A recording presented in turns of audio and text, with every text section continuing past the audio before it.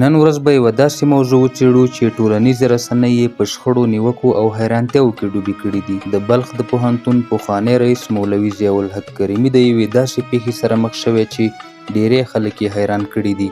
خو څه پیښ شوي؟ آیا دا تورونه رښتیا دي او حقیقت څه دی؟ په ټولنیزو رسنیو کې داسې ویډیوګانې خپرې شوي چې پکې ادعا کېږي مولوي ضیاءالحق کریمي د ښځو سره نامشروع اړیکې لري. سرچینې وایي چې هغه د بلخ د پوهنتون رئیس و او له دندې لرې شوی.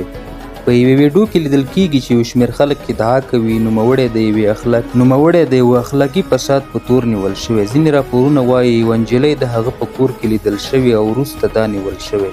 خو تر اوسه کومه رسمي محکمه یا د طالبانو رسمي دریځ دا تورونه نه دي تایید کړي. دا ادعاوې یوازې له ټولنیزو رسنیو سرچینې اخلي او موږ باید له پوره احتیاط څخه کار واخلو. خبردار، یادونه کوو چې تر اوسه دا معلومات رسمي نه دي تایید شوي، نو مهرباني وکړئ مخکې له پریکړې کولو لا نورې مستندې سرچینې وڅارئ.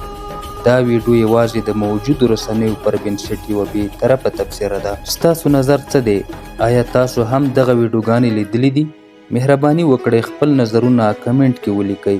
که غواړئ د افغانستان له مهمو خبرونو، لانجو او پرمختګونو ځان خبر وساتئ نو سبسکرایب وکړئ او دغه ویډیو له خپلو ملګرو سره شریکه کړئ. تر بل ځل پورې الله په امان.